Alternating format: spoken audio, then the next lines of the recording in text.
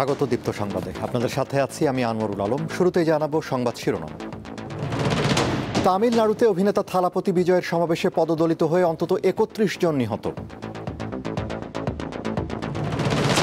সবকিছু মোকাবেলা করে অবাধ সুষ্ঠু নির্বাচনের দিকে এগিয়ে যাচ্ছে কমিশন, জানালেন সিইসি। সবাই এখন ঐক্যবদ্ধ না হলে দেশে গুপ্ত স্বৈরাচারের আবির্ভাব হবে, আশঙ্কা তারেক রহমানের। যদি আমরা ঐক্যবদ্ধ না হই প্রিয় ভাই বোনেরা, তাহলে বলা যায় না হয়তো আগামী দিনে গুপ্ত স্বৈরাচারের আবির্ভাব হতে পারে দেশে। খাগড়াছড়িতে পাহাড়ি ও বাঙালিদের মধ্যে উত্তেজনা, অনির্দিষ্টকালের জন্য ১৪৪ ধারা জারি।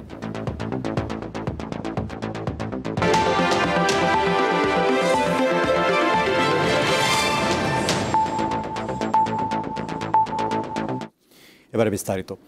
ভারতের তামিলনাড়ুতে অভিনেতা ও রাজনীতিবিদ থালাপতি বিজয়ের জনসভায় পদদলিত হয়ে নারী শিশুসহ অন্তত ৩১ জন নিহত হয়েছে। আজ সন্ধ্যায় কারুর জেলায় থালাপতির দল তামিলাগা ভেত্রি কাজাঘাম টিভিকের জনসভায় এ ঘটনা ঘটে। এতে অনেকে আহত হয়। তামিলনাড়ুর স্বাস্থ্যমন্ত্রী জানান, নিহতদের মধ্যে ১৬ জন নারী, ৯ জন পুরুষ ও ৬টি শিশু রয়েছে। ওই জনসভায় হাজার হাজার মানুষ জড়ো হয়েছিল। রাত 8:45টার দিকে বিপুল সংখ্যক লোক থালাপতি বিজয়কে এক নজর দেখার জন্য মঞ্চের ব্যারিকেডের দিকে এগিয়ে যায়। ওই সময় পদদলনের ঘটনা ঘটে।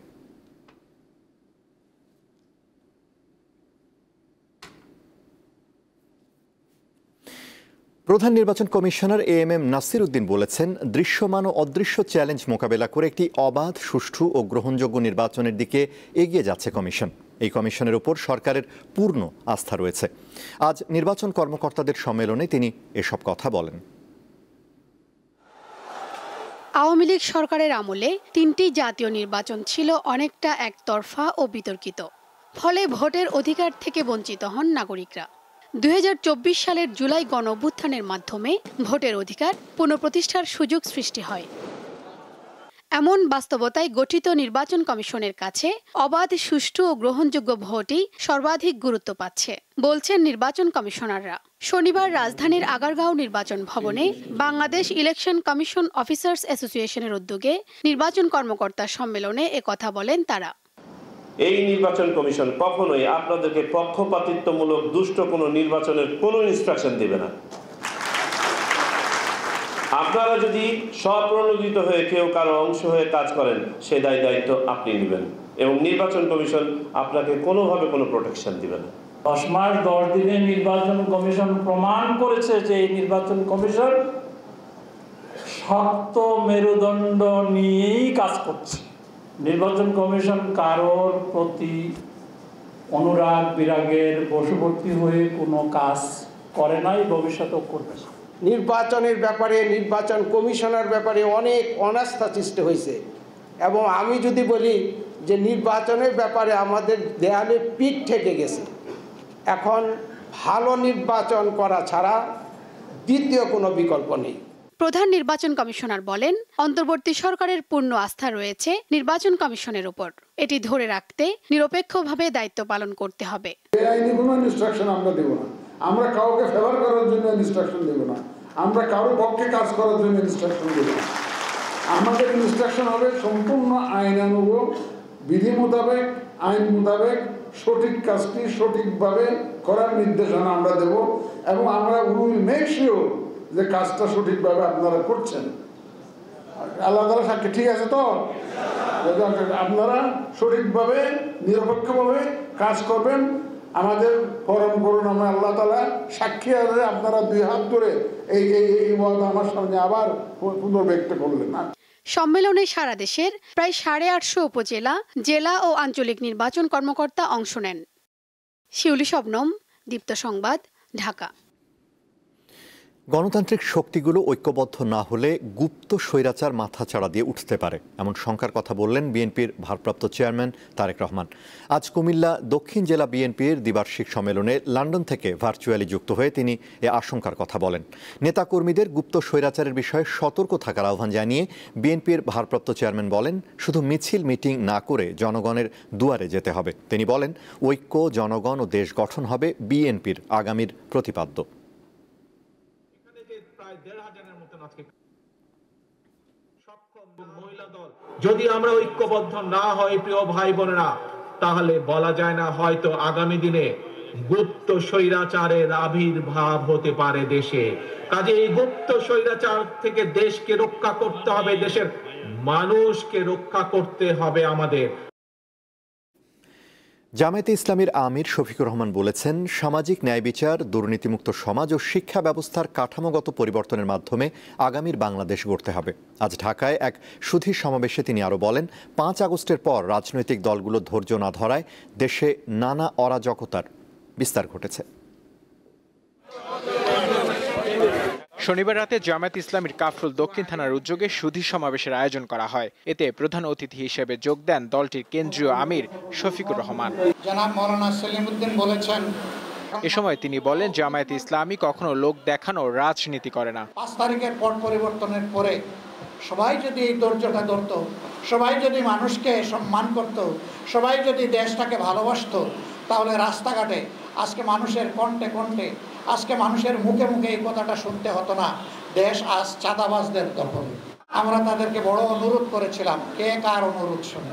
আমরা দেখানো বিচার করি না, আর দেখানো বহিষ্কারও আমরা করি না। রাষ্ট্র ক্ষমতা ও দেশ পরিচালনার বিষয়ে দলের অবস্থান তুলে ধরেন জামায়াতের আমির। সকল ধর্ম বর্ণের মানুষ তারা সব ধরনের নিরাপত্তা এবং অধিকার ভোগ করবে ইনশাআল্লাহ। এই অধিকার নিশ্চিত করার জন্য আমাদের 3 দফা অঙ্গীকার। সবাই মিলে এখান থেকে আমাদের নতুন আন্দোলনের সূচনা হোক। এই 3 দফার ভিত্তিতে আমাদের একটি উন্নত ভালো শিক্ষা, আমাদের জড় কাটা নির্মূল করা অভিযান, দুর্নীতির বিরুদ্ধে এবং সমাজের সর্বক্ষেত্রে সবার জন্য ন্যায় বিচার প্রতিষ্ঠা করা। কথা দিচ্ছি, ইনশাআল্লাহ মানুষের মুক্তি অর্জন না হওয়া পর্যন্ত কেউ আমাদেরকে থামাতে পারবে না। আমরা থামবো না, আমরা গন্তব্যের দিকে দেশবাসীকে নিয়ে এগিয়ে যাব। শফিকুর রহমান অভিযোগ করেন, অতীতে সাজানো ও পাতানো মামলার মাধ্যমে জামায়াতের নেতাদের হত্যা করা হয়েছে। নূর আলম, দীপ্ত সংবাদ, ঢাকা। জাতীয় মানবাধিকার কমিশনকে নখদন্তহীন বলে আখ্যা দিয়েছেন এসডিজি বাস্তবায়নে নাগরিক প্ল্যাটফর্মের আহ্বায়ক অর্থনীতিবিদ দেবপ্রিয় ভট্টাচার্য। আজ রাজধানীতে এক সংলাপে তিনি আরও বলেন, জুলাই গণঅভ্যুত্থান পরবর্তী পরিস্থিতিতে মানবাধিকার লঙ্ঘনের পরিপ্রেক্ষিতে কমিশন কাঙ্ক্ষিত ভূমিকা রাখতে পারেনি। শনিবার রাজধানীর গুলশানে একটি হোটেলে খসড়া জাতীয় মানবাধিকার কমিশন অধ্যাদেশ 2025 নিয়ে সংলাপের আয়োজন করে এসডিজি বাস্তবায়নে নাগরিক প্ল্যাটফর্ম বাংলাদেশ। এতে সূচনা বক্তব্য দেন প্ল্যাটফর্মের আহ্বায়ক দেবপ্রিয় ভট্টাচার্য। তিনি জাতীয় মানবাধিকার কমিশনের দুর্বল দিকগুলো তুলে ধরেন। জাতীয় মানবাধিকার কমিশন চাই বলে অনেক সময় আমাদের নখদন্তহীন মানবাধিকার কমিশন উপহার দেওয়া হয়েছে, যার দাঁতও নেই, কামড়ও দিতে পারে না, যার কোনো দক্ষতা নেই, যার কোনো কার্যকারিতা নাই, এইরকম একটি মানবাধিকার কমিশন কিন্তু আমাদের দেওয়া হয়েছে নাগরিক সমাজের দাবির মুখে। আমার প্রথম বক্তব্য আজকে হলো যেটা আপনাদের কাছে, সেটা হলো আমরা একটি নখদন্তহীন কমিশন চাই না। এই অবস্থায় জাতীয় মানবাধিকার কমিশনের যোগ্য নেতৃত্বের দরকার বলে মত দেন তিনি। মেরুদণ্ডহীন ভালো মানুষ কোনোদিন অন্য কোনো কারোর জন্য তার মেরুদণ্ড শক্ত করতে পারে না। সেই জন্য মেরুদণ্ডহীন ভালো মানুষের আমাদের দরকার নাই। আমাদের দরকার একটি সৎ, যে নীতিবান এবং সাহস করে ক্ষমতার সাথে লড়াই করতে পারে এইরকম ব্যক্তিদের যেন ওখানে দেওয়া হয়। এইটা আমার বিগত কয়েক বছরের উপলব্ধি থেকে আপনাদের দুটো কথা বল। অন্য বক্তারা মানবাধিকার ও বৈষম্যের বিভিন্ন দিক নিয়ে আলোচনা করেন। বৈষম্যর ধারণাটা অনেকের কাছে ক্লিয়ার না।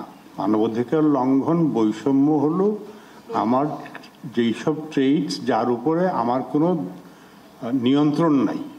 আমি পুরুষ হয়ে জন্মেছি, এই আমি পুরুষ না নারী হব এর উপরে আমার কোনো নিয়ন্ত্রণ ছিল না। আমি মুসলমান পরিবারে জন্মগ্রহণ করেছি, ধর্মের ব্যাপারেও আমার কোনো নিয়ন্ত্রণ ছিল না। তো যেইগুলি ব্যাপারে একটা ব্যক্তির নিয়ন্ত্রণ থাকে না, সেইটাকে কোনো কিছুর মাপকাঠি করা হলো বৈষম্য। জাতীয় মানবাধিকার কমিশনে কোন মানদণ্ডে কাকে নিয়োগ দেওয়া হবে তা স্পষ্ট হওয়া উচিত বলে মনে করেন বক্তারা। আগামী দিনে টেকসই এবং কার্যকর হতে পারবে। সঞ্জিতা প্লাবনী, দীপ্ত সংবাদ, ঢাকা। প্রধান উপদেষ্টা অধ্যাপক ডক্টর মোহাম্মদ ইউনূসের প্রতি পূর্ণ সমর্থন জানিয়েছেন 11টি দেশের সাবেক প্রেসিডেন্ট ও প্রধানমন্ত্রী এবং বিভিন্ন প্রতিষ্ঠানের প্রধানরা। নিউ ইয়র্কে জাতিসংঘ সাধারণ পরিষদের অধিবেশন চলাকালে ডক্টর ইউনূসের হোটেল স্যুটে তারা সাক্ষাৎ করেন। তাদের মধ্যে লাটভিয়ার সাবেক প্রেসিডেন্ট ভাইরা ভিকে ফ্রেইবার্গা উচ্চ পর্যায়ের এই প্রতিনিধি দলের নেতৃত্ব দেন। এছাড়া ছিলেন স্লোভেনিয়ার সাবেক প্রেসিডেন্ট বরুত পাহর, সার্বিয়ার সাবেক প্রেসিডেন্ট বরিস তাদিচ, ইউরোপীয় কাউন্সিলের সাবেক প্রেসিডেন্ট চার্লস মিশেল সহ আরও কয়েকজন নেতা।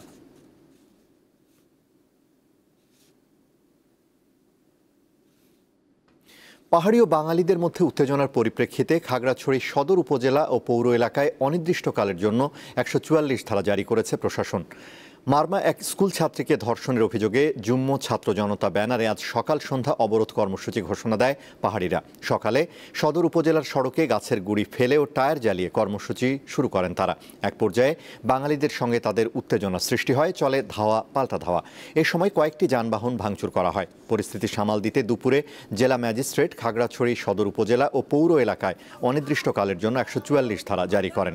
পরে খাগড়াছড়ি সদর উপজেলার পর গুইমারা উপজেলাতেও 144 ধারা জারি করেছে স্থানীয় প্রশাসন। পরবর্তী নির্দেশ না দেওয়া পর্যন্ত এই আদেশ বলবৎ থাকবে বলে জানানো হয়েছে।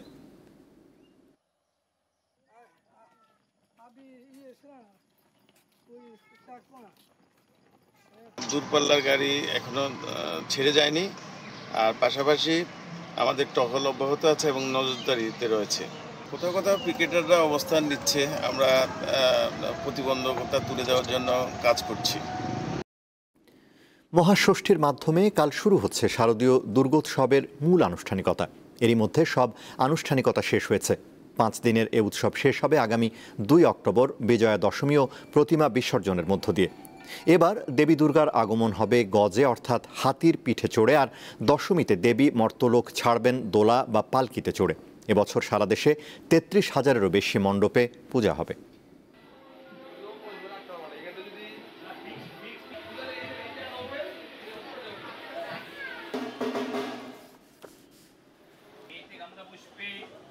বাংলাদেশ সুপ্রিম কোর্টের আইনজীবী সৈয়দ মাইনুল হক ইন্তেকাল করেছেন।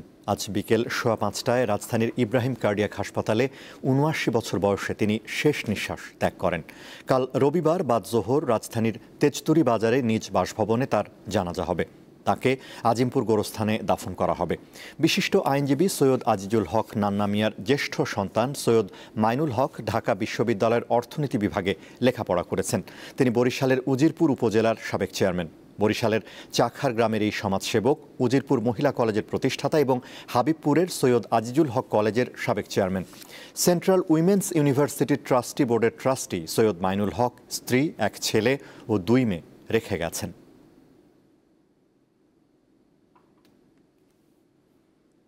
গোপালগঞ্জের কাশিয়ানীতে সড়ক দুর্ঘটনায় 4 জন নিহত ও 3 জন আহত হয়েছে।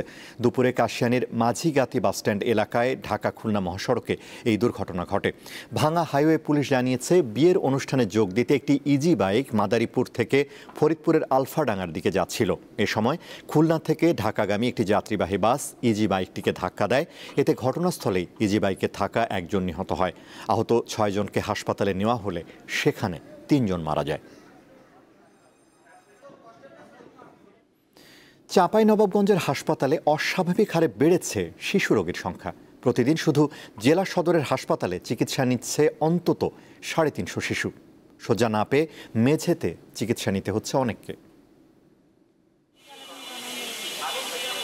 চাঁপাইনবাবগঞ্জে 250 শয্যার জেলা হাসপাতালের চিত্র এটি। ধারণ ক্ষমতার প্রায় 4 গুণের বেশি রোগী সামাল দিতে হিমশিম খাচ্ছেন চিকিৎসকরা। বারান্দাতে পা ফেলার জায়গা নেই। প্রতিদিন শিশু ওয়ার্ডে চিকিৎসা নিচ্ছে গড়ে 150 জন রোগী, অথচ এই ওয়ার্ডে শয্যা সংখ্যা 34। শয্যা না পেয়ে মেঝেতেই চিকিৎসা নিতে হচ্ছে শিশুদের। বেড তো অল্প, তার রোগী অনেক। 8 দিন থেকে অসুস্থ, আপনার জ্বর আর ঠান্ডা। গ্রামের ডাক্তারকে দেখাচ্ছি তো সারেনি, ইনজেকশন করে 3 দিন থেকে আসছি, তো আমি ডাক্তার এখনো পাইনি। রাত থেকে আসে দেখি আমাদের সিট তো পাওয়া দূরের কথা, আমরা যে হাঁটবো পা দিয়ে সেই জায়গাটাও নাই। চিকিৎসকরা বলছেন, হাসপাতালে ভর্তি থাকা এবং বহির্বিভাগে চিকিৎসা নেওয়া বেশিরভাগ শিশুই নিউমোনিয়া, ডেঙ্গু জ্বর ও রক্তে সংক্রমণে আক্রান্ত। এই রোগগুলোকে সহজে ছুটিও দেওয়া যাচ্ছে না, জ্বর কন্ট্রোল আসছে না সহজে, ঠান্ডাটা কমতে 4 দিন 5 দিন 6 দিন সময় লেগে যাচ্ছে, যেন হসপিটাল স্টে বা মানে ভর্তির সময়সীমাটা তাদের বাড়ছে। তোরে অনেক রুগীদেরও অনেক ভোগান্তি হচ্ছে। বাইরে আমরা তাদেরকে যে জায়গা দিয়েছে সেখানে হয়তো ফ্যান নাই, গরমের মধ্যে থাকতে হচ্ছে। বিরূপ আবহাওয়ার কারণে বিভিন্ন রোগে আক্রান্ত হচ্ছে শিশুরা। এজন্য পুষ্টিকর খাবার, পর্যাপ্ত পানি ও স্বাস্থ্যসম্মত পরিবেশে রাখার পরামর্শ দিচ্ছেন চিকিৎসকরা। দীপ্ত, বার্তাকক্ষ। বাংলাদেশ থেকে ৯৮তম অস্কারে অংশ নেওয়ার জন্য চূড়ান্ত হয়েছে লিসা গাজীর সিনেমা বাড়ির নাম শাহানা। সকালে ঢাকার একটি 5 তারকা হোটেলে Bangladesh federation of film societies আয়োজিত সংবাদ সম্মেলনে এ তথ্য জানানো হয়। এর আগে অস্কারের সেরা আন্তর্জাতিক ভাষার সিনেমা বিভাগে পাঠানোর জন্য জমা পড়ে 5টি সিনেমা, যার মধ্যে ছিল সাবা, বাড়ির নাম শাহানা, নকশিকাঁথার জমিন, প্রিয় মালতী এবং ময়না। ৯০-এর দশকের পটভূমিতে এক নারীর বেঁচে থাকার লড়াইয়ের গল্প নিয়ে নির্মিত হয়েছে বাড়ির নাম শাহানা। সত্য কাহিনী অবলম্বনে নির্মিত ছবিটিতে অভিনয় করেছেন আনান সিদ্দিকা। ১৯ সেপ্টেম্বর দেশের প্রেক্ষাগৃহে সিনেমাটি মুক্তি পায়।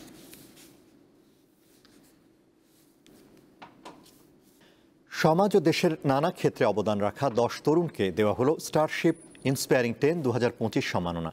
বিকেলে রাজধানীর একটি হোটেলে বর্ণাঢ্য আয়োজনের মধ্য দিয়ে তাদের হাতে সম্মাননা তুলে দেওয়া হয়। প্রত্যেককে দেওয়া হয় গোল্ড মেডেল, সনদ ও নগদ 2 লাখ টাকা। শিক্ষা, স্বাস্থ্য, কৃষি, প্রযুক্তি ও উদ্ভাবন, পরিবেশ, সামাজিক উদ্যোগ, সংস্কৃতি ও সৃজনশীলতা, উৎপাদন ও শিল্প, সেবা খাতসহ নানা ক্যাটাগরিতে এই সম্মাননা প্রদান করা হয়। স্মাইল ফুড প্রোডাক্টস লিমিটেডের এই উদ্যোগে ব্যক্তিগত অর্জন বা কোনো উদ্যোগের মাধ্যমে সমাজে অবদান রাখা তরুণদের সাফল্যের গল্প ছড়িয়ে দিতে আয়োজন করা হয় স্টারশিপ ইন্সপায়ারিং 10 2025।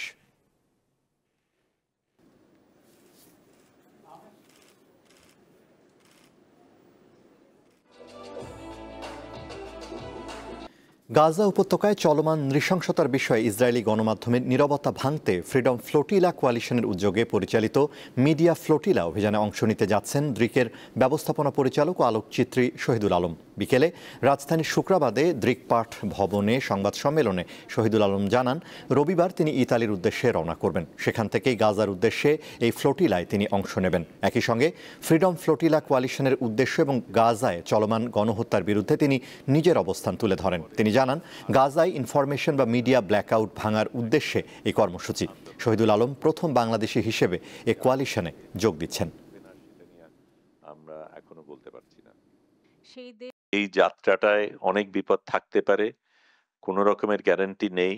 আমরা আদৌ পৌঁছাতে পারবো কি পারবো না সেটা জানি না। ফিলিস্তিনে যে যা হচ্ছে সেটা আমাদের সকলেরই ব্যাপার, এবং আমরা যদি কোনো একটা জায়গায় যারা নিপীড়িত হচ্ছে তার পাশে না দাঁড়াই তাহলে সেটা আমাদের উপরই বর্তায়। গাজায় ইসরায়েলি বাহিনীর বর্বরতায় বৃহস্পতিবার সন্ধ্যা থেকে শুক্রবার সন্ধ্যা পর্যন্ত 60 জন প্রাণ হারিয়েছে, আহত হয়েছেন 142 জন। শুক্রবার রাতে এক বিবৃতিতে এ তথ্য জানিয়েছে গাজার স্বাস্থ্য মন্ত্রণালয়। এতে উপত্যকাটিতে গত 2 বছরে ইসরায়েলি অভিযানে নিহতের সংখ্যা 65,549 জনে দাঁড়িয়েছে এবং আহতের সংখ্যা 1,67,000-এরও বেশি। 16 সেপ্টেম্বরের পর থেকে গাজা শহরে ব্যাপক পরিসরে স্থল অভিযান ও হামলা শুরু করে ইসরায়েল।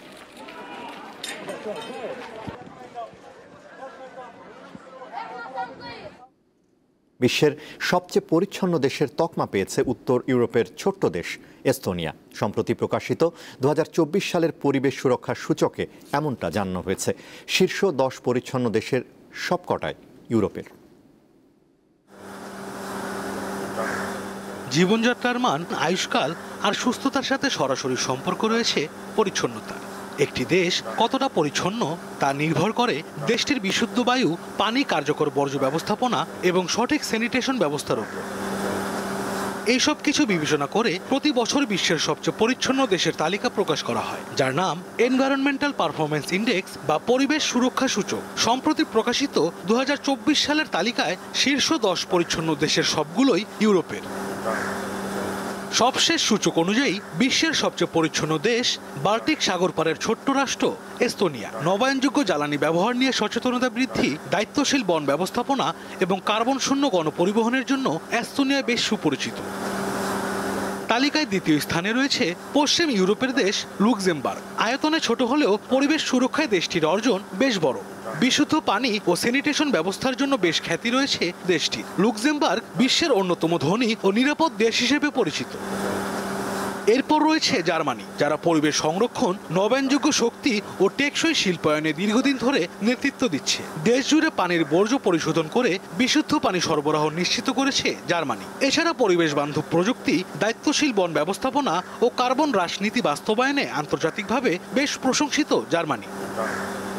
পরিবেশ সুরক্ষা সূচকে চতুর্থ স্থানে রয়েছে বিশুদ্ধ বাতাসের দেশ ফিনল্যান্ড, কারণ দেশটি তাদের বনাঞ্চল রক্ষায় সর্বোচ্চ প্রাধান্য দেয়। সূচকে ৭২.২ স্কোর নিয়ে পরিচ্ছন্ন দেশের তালিকায় পঞ্চম স্থানে আছে যুক্তরাজ্য।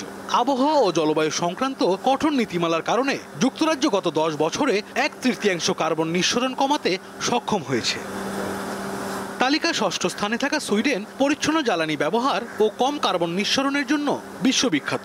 এছাড়া ৭ নম্বরে আছে নরওয়ে। দেশটির প্রায় ৯৮% বিদ্যুৎ জলবিদ্যুৎ প্রকল্প থেকে আসে, যা নরওয়েকে বিশ্বের অন্যতম পরিচ্ছন্ন জ্বালানি উৎপাদনকারী দেশ হিসেবে গড়ে তুলেছে। তালিকায় অষ্টম ও নবম স্থানে আছে যথাক্রমে অস্ট্রিয়া ও সুইজারল্যান্ড। অস্ট্রিয়ার প্রায় ৮০% বিদ্যুৎ আসে পানি, বায়ু ও সৌরশক্তি থেকে। অপরদিকে পরিচ্ছন্নতা, দূষণ নিয়ন্ত্রণ ও নিরাপদ খাবার পানি নিশ্চিতে সুনাম রয়েছে সুইজারল্যান্ডের। সূচকে দশম দেশটি ডেনমার্ক, যারা ভারী ধাতু দূষণ নিয়ে নেতৃস্থানীয় দেশ। অর্গানিক চাষাবাদ, নবায়নযোগ্য জ্বালানি ও পরিবেশ বান্ধব পর্যটনে ব্যাপক বিনিয়োগ রয়েছে দেশটির। আশরাফ শুভ, দীপ্ত, বার্তাকক্ষ।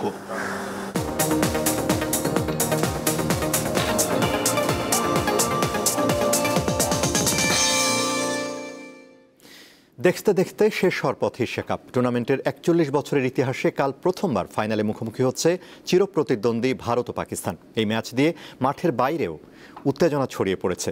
দুবাইতে ম্যাচ শুরু হবে বাংলাদেশ সময় রাত 8:30টায়। এশিয়া কাপে ভারত পাকিস্তান ফাইনাল ক্রিকেট প্রেমীদের কাছে যা একটা স্বপ্ন। ১৯৮৪ সালে শুরু হওয়া এশিয়া কাপের ৪১ বছরের ইতিহাসে দুই চিরপ্রতিদ্বন্দ্বীর ফাইনালে মুখোমুখি হওয়ার ঘটনা আগে কখনোই ঘটেনি। অবশেষে সে অপেক্ষার অবসান হচ্ছে। দুই দেশের সমর্থকদের কাছে এটি এখনো সবচেয়ে প্রতীক্ষিত লড়াই। রাজনৈতিক টানাপোড়েন, সীমান্তে উত্তেজনা, ক্রিকেটীয় প্রতিদ্বন্দ্বিতা সব মিলিয়ে প্রতিটি ভারত পাকিস্তান দ্বৈরথ হয়ে উঠেছে অনন্য। তবে গত কয়েক বছরে কাগজে কলমে যতটা উত্তেজনা, মাঠে তার ছিটে ফোটাও দেখা যায় না। ঠিক এমনটাই হলো এবারও। এশিয়া কাপের গ্রুপ পর্ব ছাড়াও সুপার 4-এর ম্যাচে পাকিস্তানকে উড়িয়ে দিয়েছে ভারত।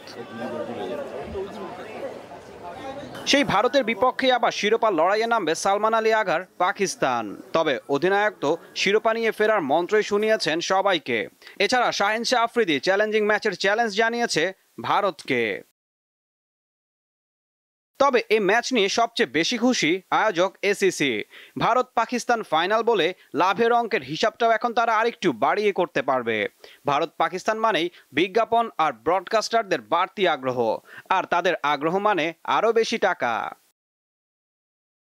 ২২ গজের লড়াইটা যখন টি-20 ফরম্যাটে শিরোপা জয়ের, দু দলের দর্শকদের মনোরঞ্জনকে ছাপিয়ে কে হবে এশিয়ার নতুন রাজা, বহু প্রতীক্ষিত ভারত পাকিস্তান ফাইনাল ম্যাচে সেটি এখন বড় বিষয়। ঈশান হাসান, দীপ্ত স্পোর্টস। শেষ করব দীপ্ত সংবাদ, তার আগে সংবাদ শিরোনামগুলো জানাবো আরও একবার। তামিলনাড়ুতে অভিনেতা থালাপতি বিজয়ের সমাবেশে পদদলিত হয়ে অন্তত ৩১ জন নিহত। সবকিছু মোকাবেলা করে অবাধ সুষ্ঠু নির্বাচনের দিকে এগিয়ে যাচ্ছে কমিশন, জানালেন সিইসি। সবাই এখন ঐক্যবদ্ধ না হলে দেশে গুপ্ত স্বৈরাচারের আবির্ভাব হবে, আশঙ্কা তারেক রহমানের। এবং খাগড়াছড়িতে পাহাড়ি ও বাঙালিদের মধ্যে উত্তেজনা, অনির্দিষ্টকালের জন্য ১৪৪ ধারা জারি।